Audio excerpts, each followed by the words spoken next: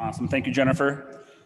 And then we have announcements. I don't know that I see anyone here from Rotary Park to give us an update. I did bring some kids out and pick some sticks and provide some volunteer work for some would-be felons at a group asked me that they're looking for volunteer work. So I didn't even ask permission. I just brought them out there, but we did that.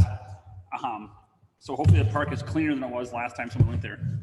We just went and picked garbage. Bell ringing?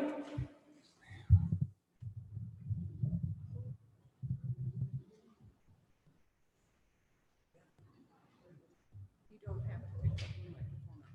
You can leave this one. You can leave it on there. You don't have to pick it up. Okay, bell ringing, an update. Draft number 2 will be going out later today. I sent it to Heather earlier, a lot of cancellations, so please check it. There'll be about 3 more of these drafts, and I'll move people around as I develop holes within each location. This year's theme for Salvation Army is called Rescue Christmas. I think it's great. So let's rescue Christmas, and I'll try to ring. We've got our usual 4 locations, plus we've added Super 1. So I've put the schedules on the tables. You at home will get emails later. If you want me to change you around, or there's a conflict, or you just don't feel safe ringing, just send me an email. My email address and direct phone number are on the bottom. Any questions? Thank you.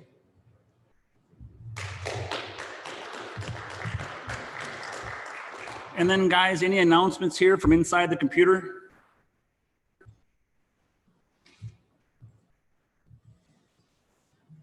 Nothing? All right. I will just reference the youth golf tournament being run by the morning club that Ron brought to us. And there's not a huge update on that. I think it is moving forward. How much noon Rotary will be involved other than volunteering, I don't know. For people that aren't aware of the Rotary Golf Tournament, that was started by the morning club to kind of help fundraise for the other Strive programs around. And through Ron, who's online, I believe, I pulled the screen down, Sanders in there. He brought it to us for the Keona Golf Tournament. It sounds like Craigan's is going to put up all the risk. So they're gonna give us the golf course for free, give us the pros for free, give us the venue for a dinner / some kind of an auction for free to generate money. And we don't pay them unless we make enough money to break even. And that's kind of where we're at. And Brad and I are still in kind of discussions with them. And I haven't heard a whole lot in the last 2 weeks, but for what that is, it is moving forward, I think. And we're just kind of trying to work out the details. I really don't know much more than that after we haven't had a meeting in a while here trying to work things out. So, Sergeant at Arms, Kevin Thiesing, here you go. He said, no, the mic's not working, Kevin, he's a sergeant. I know you can do it. Nothing. I'm just gonna start finding people. So when I was Sergeant at Arms, I led the world in fines when Rick was president. I think I still have the record. If you watch CNN and didn't notice that the COVID numbers were pulled down as of Monday after President-elect Biden was nominated, you owe $1. That also happened on CNN and MSNBC. If you didn't notice that, it's also $1, and I'll pay 10 for political comments.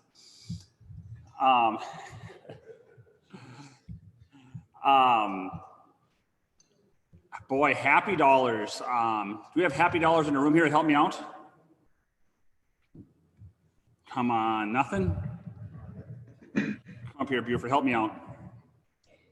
I got a happy dollar because of the unbelievable good tasty food we had. It was great. Thank you.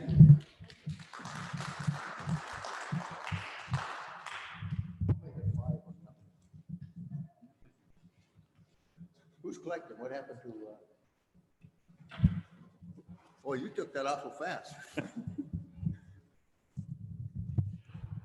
Don Peterson. You're good. Don Peterson, and I don't have anything smaller than a 10, so, oh, okay, I'll get the 5 back there.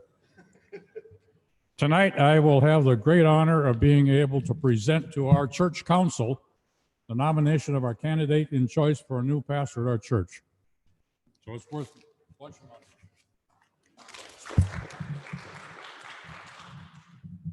Awesome, awesome. The room's tough today for happy dollars. Anybody online there I can hear got a happy dollar for me? Paula, that you raise your hand? Yeah, I better give $5 because I made it to the front page of the newspaper on Sunday, and Mark was whining because he was on page 24, but it was a nice article. They did a nice job on me, so. So I'll give- Paula was in the front page of the newspaper, so she's paying a happy dollar. Her husband was on page 24, so she's paying $5 for him because she feels bad for him, and then 5 for herself, I think, or $250, I can't remember. Anybody else? I'll give a happy dollar. I just got my boat in the garage before the snow is going to forecasted start. So my boat is protected. Ron's got his boat in the garage before the snow is going to start. He's got a happy dollar. I'll do one more buck. Veterans Day is coming up tomorrow. I want to thank all you veterans and all those veterans that gave up their time and efforts and put themselves in jeopardy so I can have the freedom I have. Paula giving another happy dollar for Veterans Day and our veterans and thanking our veterans.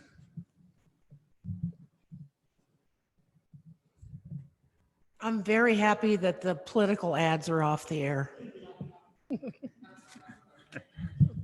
Except for your fill-in Rotary president. Vice president-elect, president-elect, that's what I am, you poor people. Doing this again, Trevor? I don't know. Jennifer, just so we all know, called me yesterday and asked me to do it. And I thought we'd went online. So I was working in Pine River and I checked in early and found out I was here. So I was kind of rushing to get back to Drummond Wine Company. And I was luckily on the road already when I logged in. So that was good.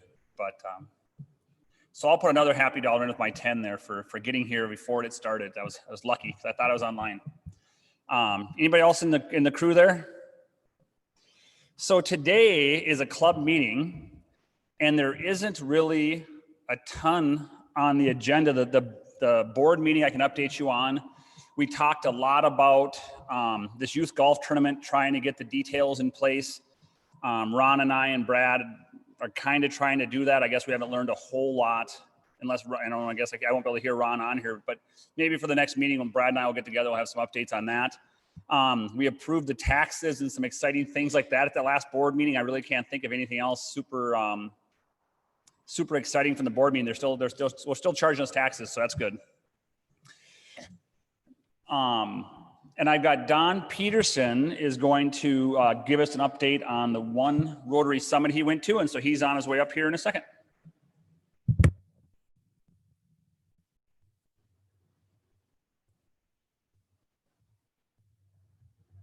Well, last Thursday evening by Zoom was a District 1 Rotary Summit. They've been having these sessions for several years now, since I've been an AG anyway. And up until now, they were in person and they divided into 2 parts. One was in Fargo, and that was 1 overnight required. And the other one was in Duluth, and that was a different one. This year it was all in one shot. We had approximately the same total number of people that were in attendance this year at the 1 shot in Zoom that we had in the 2 put together in prior years. There's always a little bit of advantage to having it in person because you can have one-on-one conversations, but they managed to break us down into about 10 groups, 6, 7 people in a group, and we had long periods, like a half an hour at a time, in order to discuss certain questions that they posed about what makes a healthy club and what kinds of activities you might have. And we resumed after that kind of discussion. Each group had appointed a secretary to record some of the things. And then there was a get back together. This was the way they would have done it in the live person meetings anyway, in order to hit the highlights and listen to each group talk about. And the people that attended this were very much impressed. Patty Baltz from the Central Lakes Club was the organizer. Well, Gloria, our our secretary, but then Patty pretty well controlled the whole thing. And people that attended it were very much satisfied. I thought I was going to see some people from our club there, and I don't know that I did. None. I was it. Well, you all missed a good one.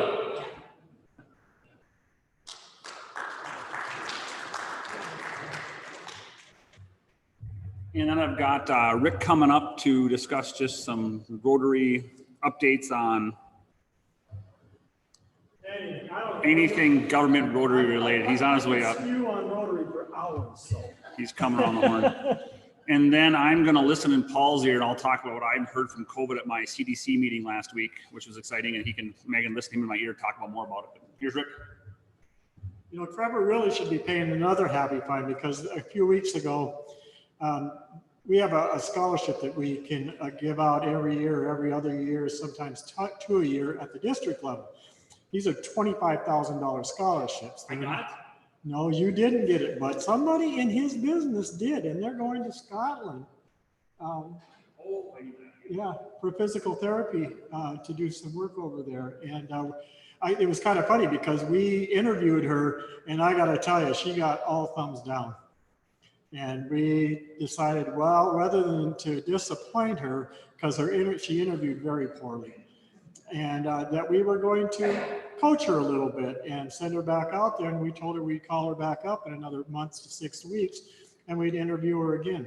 You talk about a difference between night and day. This young lady turned into about the sharpest wannabe Rotarian and candidate that you could possibly have. So we did fund her for $25,000. That's it, one Rotary program that we did. A lot of things.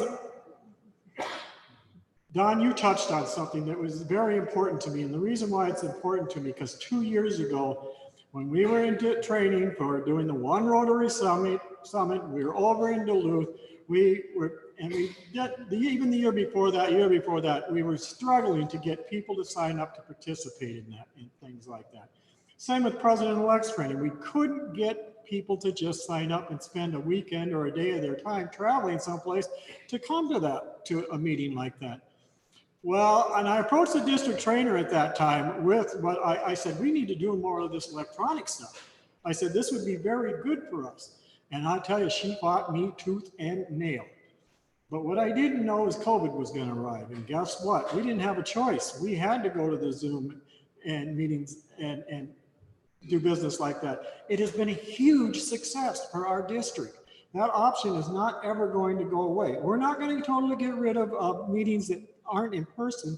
Things like our district conference, and there's a couple other events that we will meet in person. But as far as training, and it's a lot easier to get people to sign up and say, hey, I need 2 hours of your time on a Saturday morning, than it is to get them to spend a day traveling, a day for training, and a day driving back. As also well as financially, it has saved us thousands and thousands and thousands of dollars to the point that we have so much money in our budget that we've allocated for these programs that they're not getting spent. So the next year's governor who's working on it coming in the district's gonna have a whole new budget because of the changes that we've made. And whether COVID stays or COVID goes away, this Zoom stuff is here to stay. And it's a fantastic thing. So I wanted to bring that point up when you talked about how many attended that One Rotary Summit, because it really has worked well for us. Other important things that are happening in the district: membership. I mean, it seems like a broken record year after year after year to talk about membership, but it is important, and COVID has done us no favors. I was in on a meeting, I think, was it last night or this morning? I don't remember which one it was, but anyway, the word coming out of Rotary was that they anticipated we were going to lose 25 to 35% of our membership worldwide because of this COVID virus. It didn't happen. We did not lose it. We're down in membership, don't get me wrong. We're not up, but we're not down nearly what we thought that the outcome was going to be. And if it wasn't for Zoom, that wouldn't be the case. We would be, I mean, there would be clubs that just plain fold and just not, everybody would go away. So the Zoom has been a very, very good thing for us. There's a project going on, and this club has been notified about it at least once, if not twice. Listen up, Trevor. We will talk. It's called the Rec Music Festival, Rotary Ending Human Trafficking. In my year as district governor, I was very passionate about getting this off the ground.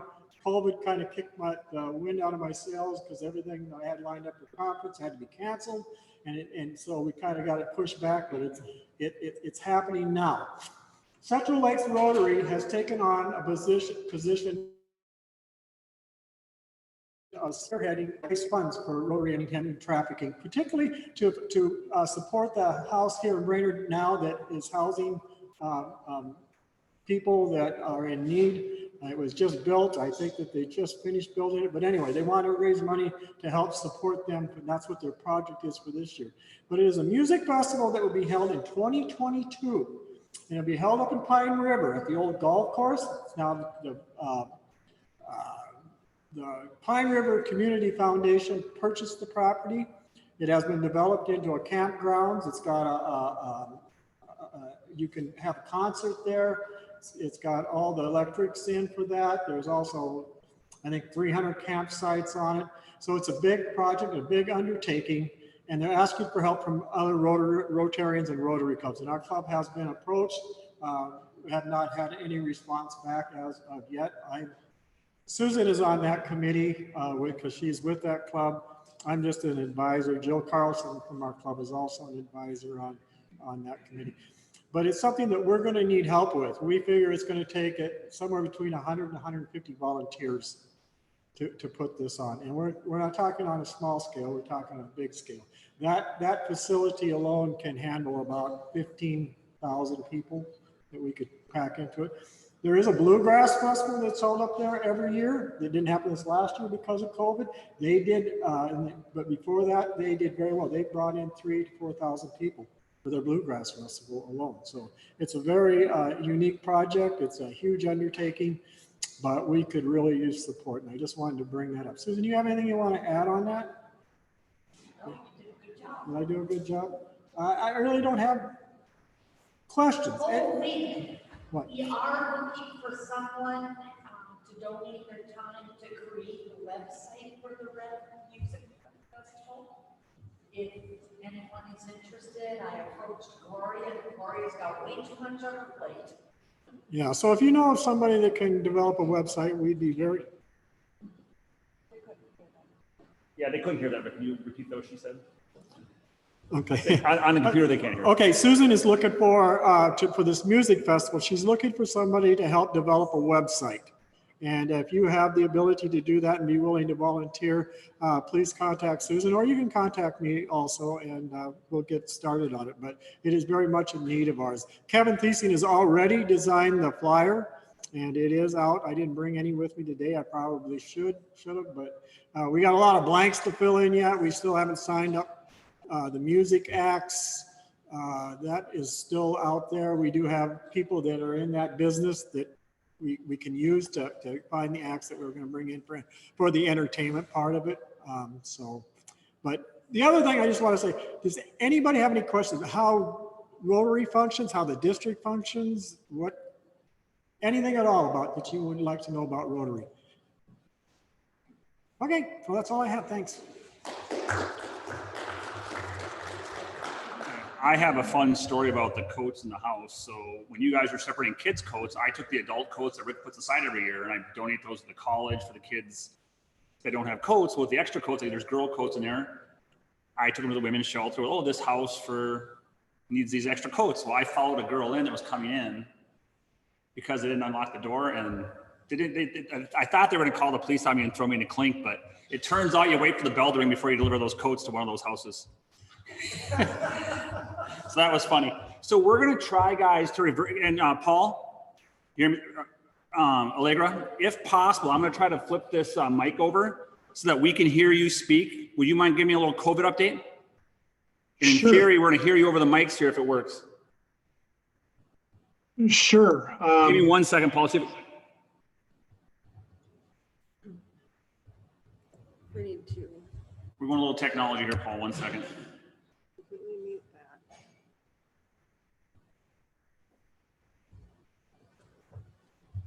Let me know when you can hear me. You worry about that stuff.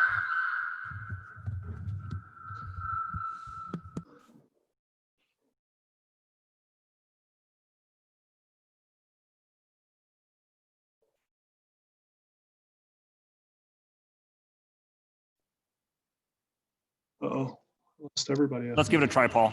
Can you hear me? Can everyone hear me? Thumbs up. Good. Yeah, in a nutshell, the number of cases nationally has gone up significantly. And it's a real concern for us because if there's 50 to 70,000 ICU beds in the country, I said this earlier, I'm not sure how many heard me, but there's 50 to 70,000 ICU beds in the country, and we have upwards of 200,000 new cases a day, and several thousand require ICU stay, which lasts anywhere from 7 to, they're intubated upwards of 3 weeks in some cases. It can really limit our ICU beds and ability to care for patients. In Minnesota, we have reached a critical point probably in the past week, and there are very few beds. The cities, as of last Monday, did not have any beds. Patients are being held at smaller hospitals, and some, quite honestly, standard of care issues are coming into play, as they're not the critical care ICU pulmonology intensivists tending to these very, very sick patients.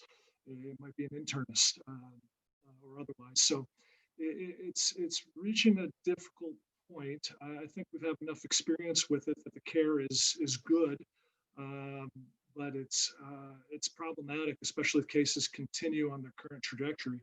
The state folks are very concerned. John Hick and Osterholm are, I think we'll see them increasingly in the media in the next couple of days, talking about what they project to be this big surge that will probably crest somewhere around New Year's and hopefully fade off at the end of January.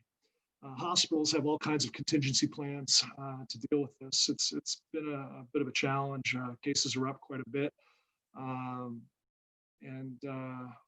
the same time, I think there is a lot of hope. For the first time in the past week, these vaccination trials have been, at least the Pfizer one has been promising. Some of the other ones in Brazil and the Chinese one have had some concerning reports, but hopefully those are just one-offs and they are successful vaccines. Also, Eli Lilly product is an antibody product that looks like it's going to come online here in the next month. It looks very promising, but none of these therapeutics are going to be available in the coming weeks when we really need them.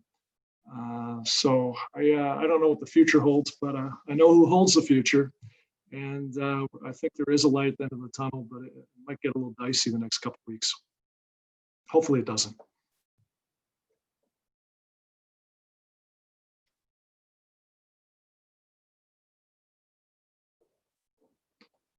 Trevor, you still there? Uh-oh. Give me a thumbs up if anyone can hear me still. Good. Okay. Trevor, you there, buddy?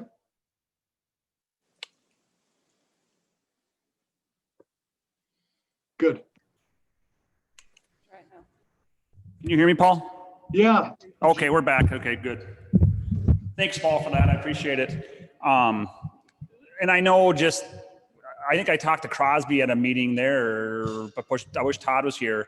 I think as of 3 weeks ago or 4 weeks ago at the meeting I went to, there had never been more than 3 flu/COVID cases since March at one time in Crosby. And this is the week that St. Cloud shut down elective surgeries, and that's not the case anymore. The respiratory department's picked up a lot, so certainly there is a flux coming. So awesome. Anybody else have anything? And I can't see the computer anymore. Maybe Heather's listening to them. Club meeting wise, anything, guys? I mean, I think that's probably all I've got if we're good. Thanks a lot, Paul. I appreciate it. And I guess we are adjourned.